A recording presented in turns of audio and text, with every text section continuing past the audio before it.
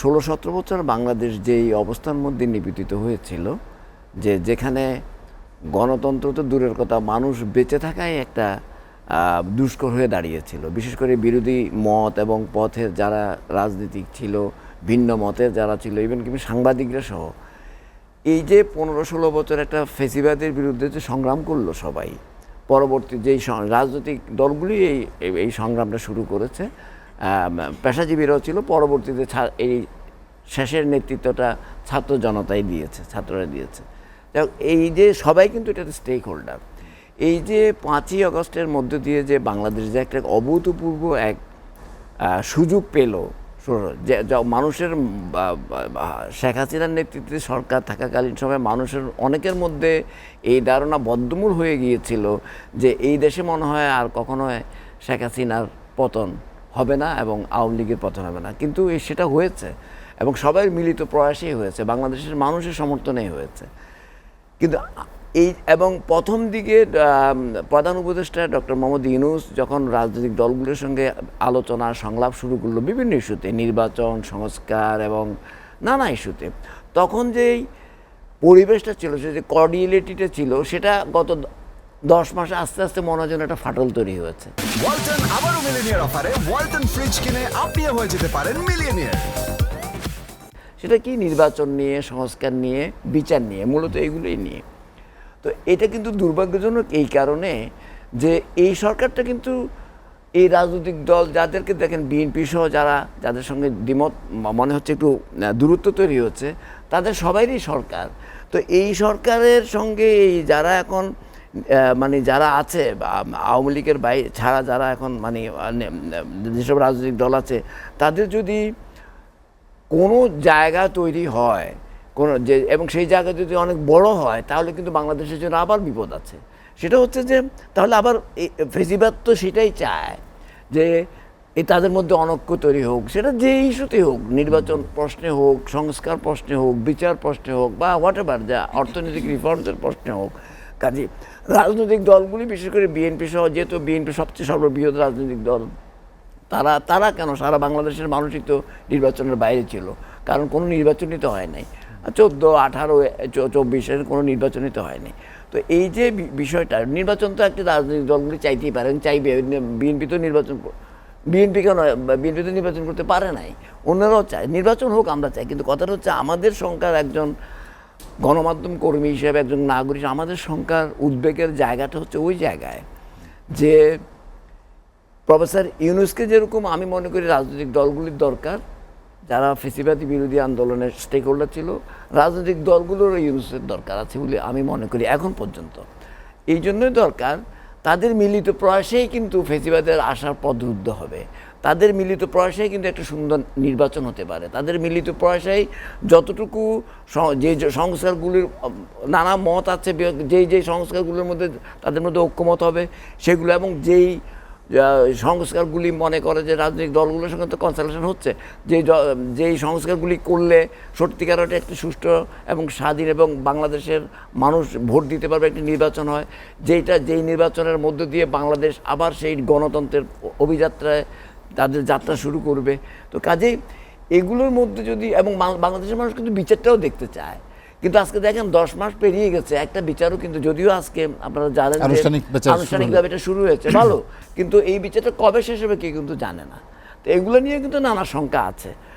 বিচারটা হলে হতো কি, বিচারগুলো অন্তত কিছু বিচার যদি হয়ে যেত, তাহলে কিন্তু অনেক সমস্যার কিন্তু সমাধান হয়ে যেত বলে আমার ধারণা। সেটা রাজনৈতিক সমস্যারও কিছু সমাধান হতো, সংস্কারেরও কিছু সমাধান হতো বলে আমি মনে করি। এই যে হলো না, এর মধ্যে দিয়ে রাজনৈতিক দল এবং মানুষের মধ্যে এই সন্দেহ এসেছে যে তাহলে কি এই সরকারই কি বিচারটা বিলম্বিত করছে, যে সরকার মানে বিচারের জন্য বলেছে যে আমরা বিচার করতে চাই, করে না কিন্তু। এবং সংস্কারও কিন্তু দেখেন যেখানে 10 মাসের মধ্যে তো কোনো, এই যে আপনি যেটা ঐক্যমত কমিশনের কথা বলছেন, প্রথম রাউন্ডের আলোচনা কিন্তু শেষ হয়ে গেছে, 10 মাস চলে গেছে। দ্বিতীয় রাউন্ডের কালকে বিএনপিকে তারা ডেকেছে, প্রফেসর ইউনূস সাহেবের সঙ্গে দেখাবে দ্বিতীয় দফায়। কিন্তু আমার কথাটা হচ্ছে যে নির্বাচন তো বাংলাদেশে হতেই হবে।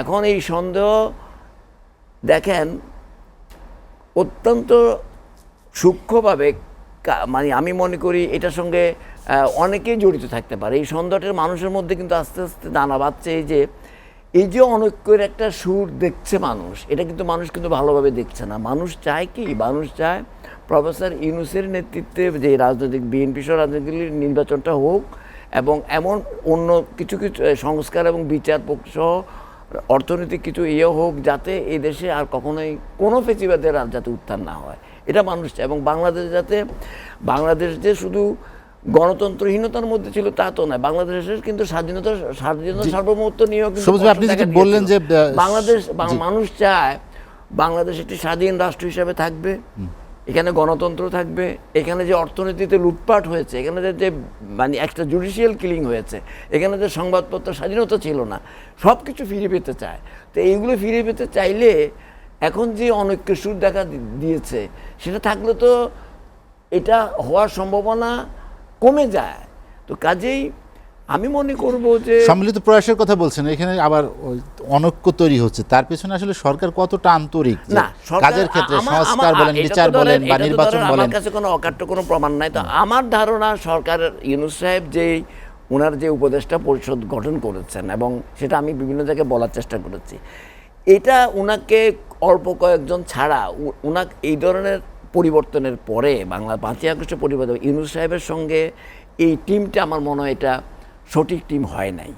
এখানে টোটালি এটা রিসাফেল করা উচিত ছিল এবং আরও যোগ্যতা সম্পন্ন লোক দরকার ছিল, যারা মানুষের পালস বুঝে, যারা সত্যিকার ওরকম কমিটির। আমার মনে হয় এখানেও সর্ষের মধ্যে ভূত আছে বলে মনে হয়, কারণ তাদের মধ্যে কেউ কেউ হয়তো থাকতে পারে যারা হয়তো চায় না যে নির্বাচনটা একটু বিলম্বিত হোক, তারা চায় বিলম্বিত হলে তাদের অন্য এজেন্ডা থাকতে পারে। আমার কাছে কোনো প্রমাণ নাই, কিন্তু কথাটা হচ্ছে তারা যদি আবার রাজনৈতিক দলগুলির উপর সে দোষটা পাইতে, সেটাও ঠিক হবে না। আবার রাজনৈতিক দলগুলি যেহেতু বিএনপি সবচেয়ে সর্ববৃহৎ দল, ন্যাচারালি মানুষ আশা করে বিএনপি সেই দায়িত্বটা পালন করবে এবং করা উচিত আমিও মনে করি, এবং করবে, যাতে ফেসিবাদ বিরোধী যেই স্টেক হোল্ডাররা ছিল রাজনৈতিক দল, এখানে যাতে কোনো ধরনের অনৈক্য তৈরি হয় না। অনৈক্য হলেই কিন্তু সবারই সমস্যা হবে। সবুজ ভাই, আমি আপনার কাছে আবার আসবো। দর্শক আমাদের সঙ্গে আলোচনা যোগ দিয়েছেন বিএনপির জাতীয় নির্বাহী কমিটির সদস্য। নির্বাচনের রোডম্যাপই তো এখনো ঘোষণা করা হয় নাই, তাহলে এখন মনে করেন কাজেই লেভেল প্লেয়িং ফিল্ড হয়েছে কি না সেটা বলা এই মুহূর্তে মুশকিল। কথা হচ্ছে যে রাজনৈতিক দলগুলোর সঙ্গে যেহেতু দ্বিতীয় দফা আলোচনা শুরু হয়েছে প্রফেসর ডক্টর মোহাম্মদ ইউনূসের, এটা স্পেসিফিক কতগুলি বিষয় নিয়ে, যে জিনিসগুলি নিয়ে রাজনৈতিক দলের সঙ্গে ডক্টর মোহাম্মদ ইউনূসের সঙ্গে যে দ্রুততা তৈরি হচ্ছে, সেগুলোকে যাতে না হয় আলোচনার মাধ্যমে নির্বাচনের দিনক্ষণটা ঠিক করে ফেলানো উচিত, করে রোড ম্যাপটা তৈরি করা উচিত। সেখানে ডেফিনেটলি লেভেল প্লেয়িং ফিল্ড করা উচিত। যেহেতু একটা প্রফেসর ইউনূস নিজেই বলেছেন উনি এমন এক নির্বাচন উপহার দিতে চান যেটা সারা বিশ্বে সেটা প্রশংসিত হবে এবং সারা বিশ্বে এরকম নির্বাচন দেখেনি এরকম। এটা ভালো, এটা আমরা চাই যে সেটা ইমপ্লিমেন্ট হোক, বাস্তবায়িত হোক। তাহলে সেটা করতে হলে তো লেভেল প্লেয়িং ফিল্ড করতেই হবে। আর একটা কথা কি, লেভেল প্লেয়িং ফিল্ড করার জন্য রাজনৈতিক দলগুলোকেও সহযোগিতা করতে হবে। আর এখন যে অবস্থা বিরাজ করছে, বিএনপি হচ্ছে সবচেয়ে বড় রাজনৈতিক দল, তাদের সঙ্গে কিছু রাজনৈতিক দল আছে তাদের অ্যালায়েন্সের মধ্যে।